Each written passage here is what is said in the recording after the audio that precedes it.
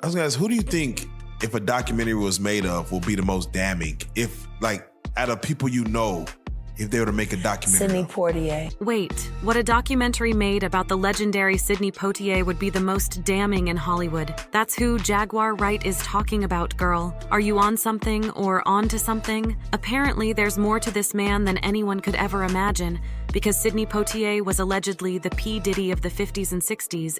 Sidney Poitier asked people to buy into the system. Sam Cooke said we need to break the system and create a new one. Who lived? Child, I understand that some people may find it difficult to believe that Sidney was an animal like Diddy, but what if I told you that there are family members who are truly supporting up Jack's claim that a documentary about Sidney Poitier would be the most damaging one in Hollywood? I mean, we already have supposed family members alleging that Sidney abandoned and dissed his family, and no one in his family wanted to associate with this man due of his actions. As one person noticed in the comments section, I'm a Poitier, and what I've heard about him isn't nice. He dissed his entire family.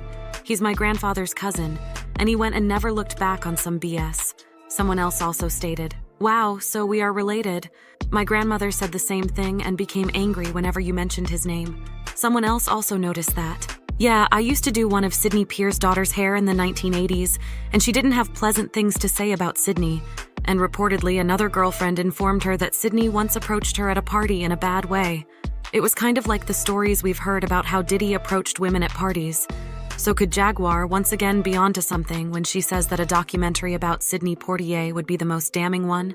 Okay, for a bit of background about who he was, when Sidney was 12, he stopped school and became a water boy for a crew of pick and shovel work. He also began getting into mischief, and his parents were concerned that he was becoming a juvenile criminal, so they transferred him to Miami when he was 14 to live with a married brother Cyril. In less than a year, he left Miami for New York, arriving with $3 and change in his pocket, and he took jobs washing dishes and working as a ditch digger, waterfront laborer, and delivery man in the district.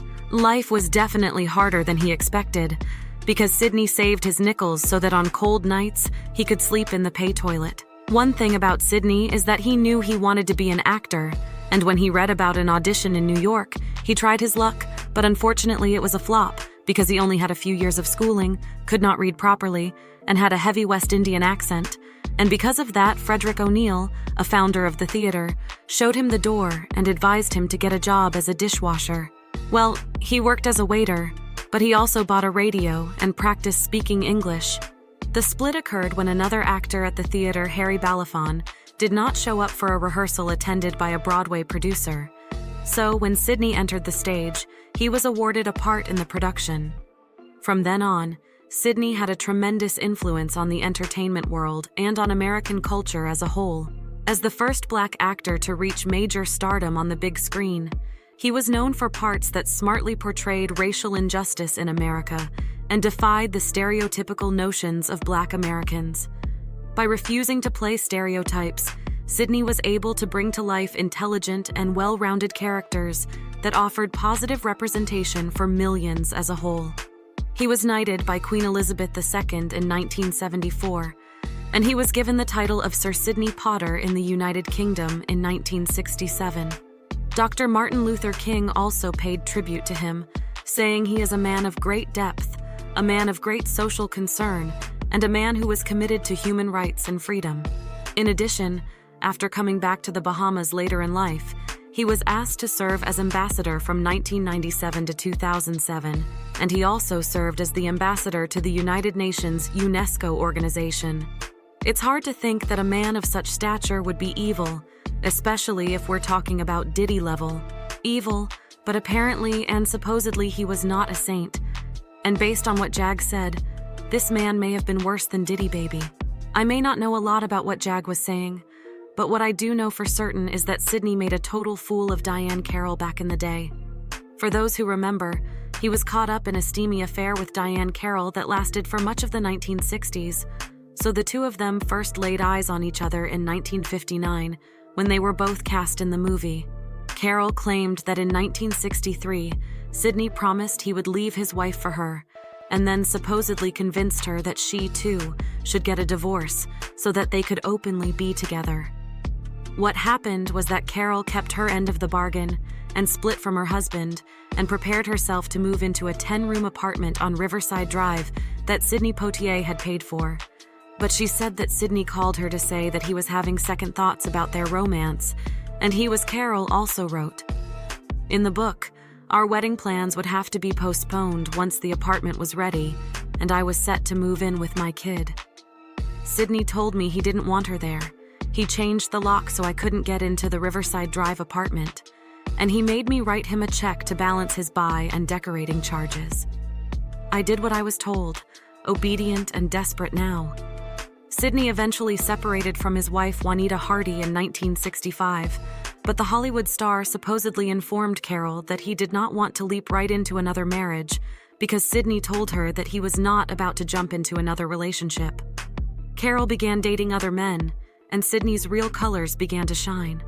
Carol wrote in her memoir that Sidney called her at her hotel, hurled all sorts of nasty comments at her, and then he yelled, "I know he just left your bed. I won't have you running around with other guys you belong to." Me, does that sound familiar? It's kind of given what is happening right now with Diddy, and that's why we have people like Jag saying that Sidney was the Diddy of the 50s and the 60s. Well, it has also been said that Sidney actually put his hands on Carol, and as much as that is not something she said in her memoir, that rumor was around back in the day, and if you ask Jag, she will tell you that there's no difference between what we are hearing about what Diddy did and what Sidney Poitier also did. She actually noted a few other things and said that what Sidney did to Eartha Kitt is despicable. The thing is, Eartha Kitt had revealed that prominent black men in the industry like Sidney Poitier and Harry Belafonte wanted nothing to do with black women, and she received backlash when she married a white man, but she had no choice but to settle due to every black man she wanted refusing her, and this is exactly what Jag was talking about. Sidney Poitier was in love with Eartha Kitt, and she wasn't even a dark-skinned black woman, but she was a black woman, and do you know what he told her? What the is me being in love with you and walking around Beverly Hills with you gonna do for my career? Jag also said that Sidney told all sorts of lies about Ozzie Davis and Ruby Dee. Apparently, there was also a story in Black Hollywood and Baldwin Hills that if Sidney Poitier showed up to your party, it was because they were watching you, and this is something that Jag also talked about. Basically, Jag was trying to suggest that the things we are seeing about Diddy are what was going on with Sidney. Of course, with Sidney, a lot of things cannot be confirmed because